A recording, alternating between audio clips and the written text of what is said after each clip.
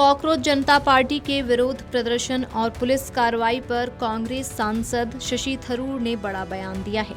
शशि थरूर ने मंगलवार को मीडिया से बात करते हुए कहा कि ये सच में बहुत बुरी हालत है। पार्लियामेंट चर्चा के लिए ही होता है। हमारे पास कई ऐसे मुद्दे हैं जो देश को जला रहे हैं, जिसमें ये राजधानी शहर भी शामिल है। हमने देखा है कि कल क्या हुआ और इन हालात में अगर पार्लियामेंट इन पर चर्चा करने की जगह नहीं है तो फिर कौन सी जगह है।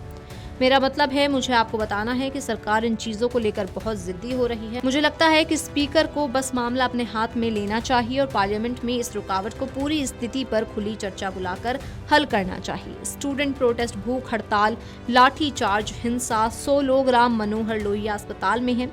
आप ऐसे मामलों को कैसे नजरअंदाज कर सकते हैं? शशि थरूर ने अपने बयान में आगे कहा कि आप संसद को काम करने से कैसे रोक सकते हैं।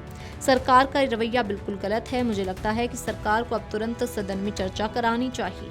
हमारे नेता विपक्ष बात करने के लिए तैयार हैं। मुझे लगता है कि अब आपको संसद का इस्तेमाल लोकतंत्र के मंच के तौर पर करना चाहिए और देश के सामने देश के जरूरी मुद्दों पर चर्चा करनी चाहिए। उन्हें बहुत पहले ही जवाबदेही तय कर देनी चाहिए थी। जिम्मेदारी तय करने या कार्रवाई करने के बारे में बात करने के लिए उन्होंने संसद तक का इंतजार क्यों किया? ये छात्र इस देश के नागरिक हैं, वे इस देश का भविष्य हैं। उनके साथ ऐसा व्यवहार ना करें।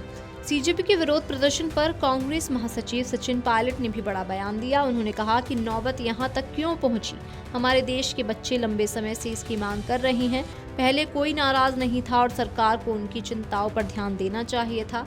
कल सरकार ने बर्बरतापूर्ण व्यवहार किया। शिक्षा मंत्री इस्तीफा क्यों नहीं दे रहे हैं? हम पूरी पारदर्शिता चाहते हैं।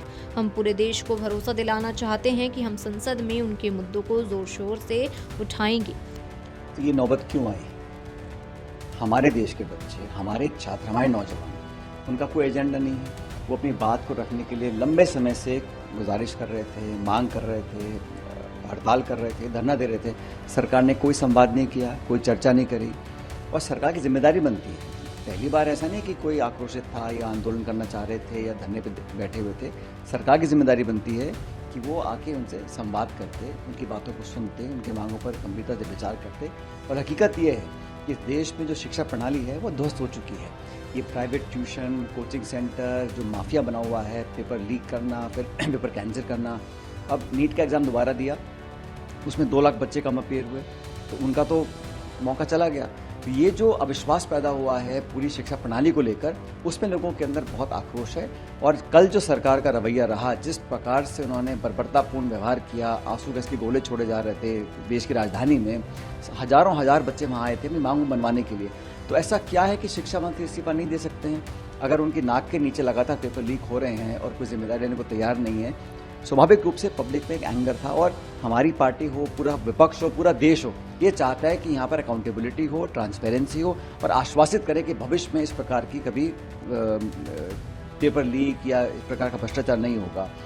मैं ऐसा मानता हूँ कि सरकार को लगा कि हम सत्ता में हैं, घमंड है, एक सेंस ऑफ एरोगेंस है, इसीलिए ना तो सुनने को तैयार है, ना मांग मानने को तैयार है। हम पूरे देश को आश्वस्त करना चाहते हैं कि हमारी पार्टी है, चाहे पूरा विपक्ष हो, संसद के अंदर, क्योंकि मानसून सत्र चल रहा है, पार्लियामेंट के अंदर पुरजोर तरीके से इस बात को उठाएंगे ताकि लोगों को विश्वास रहे कि भविष्य में हमारे साथ न्याय होगा। और इस देश का भविष्य हमारा नौजवान है। अगर आप उनके सुनना नहीं चाहते, उनके अंदर एक आज गुस्सा पैदा हुआ है, जो आक्रोश जो फूट रहा है, उसको अगर हम संभालेंगे नहीं, संवाद नहीं करेंगे, चर्चा नहीं करेंगे, यही परिणाम होंगे। और मैं तो बहुत भर्त्सना करना चाहता हूँ, अगर सरकार अपने ही छात्रों को, युवाओं को इस तरह पीट रही है, खदेड़ रही है, लाठीचार्ज कर रही है और पुलिस को आगे रखकर आप उनकी जायज़ मांग को मानने से मना करते हैं, तो बहुत गलत है। क्या अपील करेंगे? मेरी यही अपील है कि संयम बनाए रखें और हिंसा का कोई समर्थन नहीं कर सकता, लेकिन सरकार का जो रवैया रहा, जो संवेदनहीनता रही, जो संवादहीनता रही, जो युवाओं के अरमानों पर पानी फेरने वाले लोग हैं, उनको आप बचाना चाहते हैं, तो बहुत ही नकारात्मक संदेश इसमें जाता है। मैं चाहता हूँ युवा अपनी बात को मजबूती से मनवाएं और सरकार की जिम्मेदारी है कि सहानुभूतिपूर्वक उनकी बात को सुने, निर्णय लें, पारदर्शिता दिखाएं, अकाउंटेबिलिटी तय करें, मंत्री जी का इस्तीफा लें। और ये जो इतने सारे बच्चों ने आत्महत्या की है, हमारे देश के बच्चे खुद जान लेने पर मजबूर हो जाएं, ऐसे हमने हालात पैदा कर दिए, इसके लिए सरकार को अपनी जिम्मेदारी लेनी चाहिए।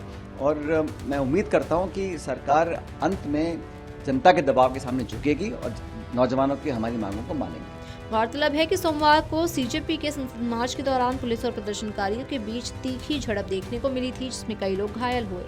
सीजेपी प्रदर्शनकारियों पर पुलिस द्वारा किए गए बल प्रयोग और लाठीचार्ज को लेकर विपक्ष सरकार पर हमलावर है। Video desk amarujala.com। अगर आप ये वीडियो YouTube पर देख रहे हैं तो हमारे चैनल को सब्सक्राइब कर बेल आइकन दबाएं और Facebook पर देख रहे हैं तो हमारे पेज को लाइक करें।